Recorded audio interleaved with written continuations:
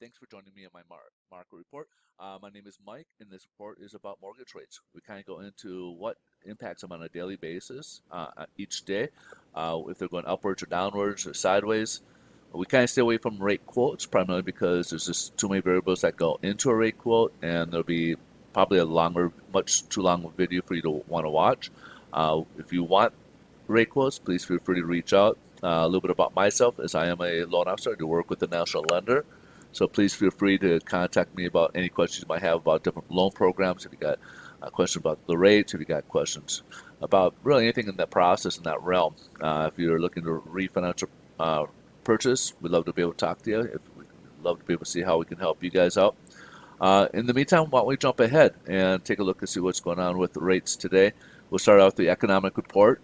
In the economic report, we have two uh, indexes. We got the market IHS market PMI, and the first one's the services. Second one will be on manufacturing sector.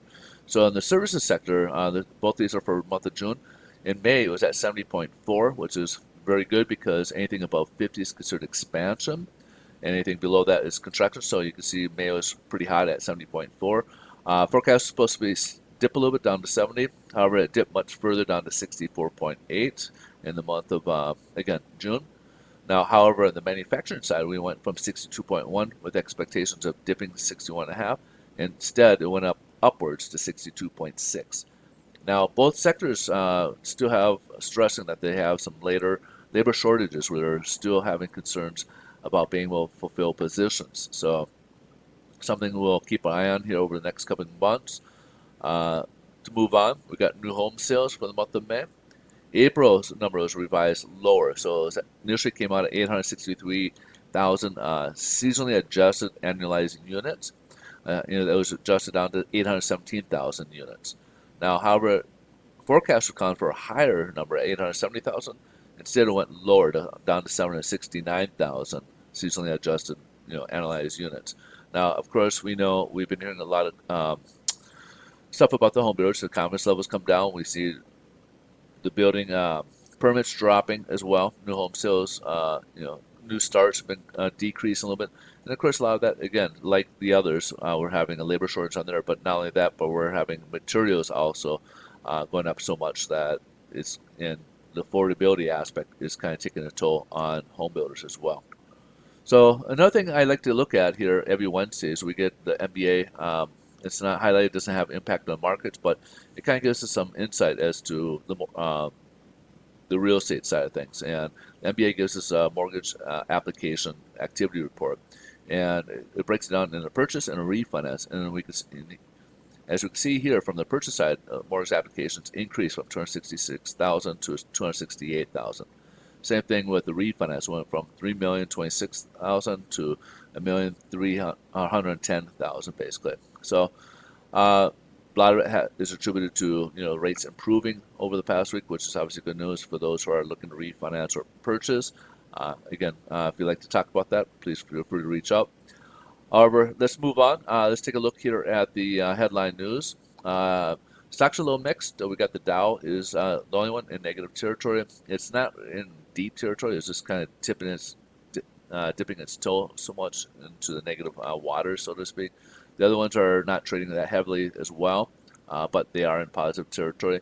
The Fed yesterday, Fed Chairman Powell had his testimony yesterday. It didn't have much impact on the markets, and we had several Fed members they all kind of kept to the same tiptoed to the same line. Basically, what we've been hearing, not much has changed. That they do believe it's transitory. They had conversations about when they're going to have conversations about the tapering. They feel the economy has a long ways to go in terms of the jobs, so they don't really want to pull or have any do anything with tapering or even messing with the rates until we're in a much suitable position for jobs to sustain those. Um, so they kind of reiterated the same information, and the markets were cooled off and were good with it, unlike the FOMC policy meeting last week. They took a little bit more hawkish and probably thought they're going to abruptly raise rates, but they were just kind of, these are estimates of dot plot. Even Bernanke, or not Bernanke, Powell, kind of reiterate not to look at that so much. They're kind of taking it month by month at this point, looking at data, and that's just an estimate. And who knows where the data could be at that time? Maybe things get prolonged. So to move forward, let's take a look at mortgage-backed securities. We are down about 5 basis points currently. It's not quite enough for any change in rates, so rates will remain unchanged from what we had yesterday. Now, one thing that could impact this, and this will be coming up here shortly, is the 5-year Treasury. It's kind of one of those things we've been, if you're not aware, we're starting to have a flattening yield curve where the short term, like the 2-year, have been jumping upwards, whereas MBS, the 10-year and the 30-year have been kind of dipping downwards, and we're getting kind of a flattening of the yield curve. Now, 5 years kind of that one in the middle, so it's kind of tough to go. Now, today's rates could be dependent more on how that auction goes. If it goes well, the 5-year does well, we could see an improvement in the mortgage-backed securities, which would be improvement in our rates, mortgage rates. Now, if it goes poorly, we could see this worsening and dropping a little bit further, and rates, as a result, mortgage rates will worsen a little bit as well. So stay tuned. That will be coming up later today. The Treasuries broke back above this technical level, even though we just barely closed it below it. And right now we're at about 1.49 for the day. And as you can see, we've been kind of in this range here for about 2 weeks now, for the most part, testing this in this range here, between the 145 and the 149 range.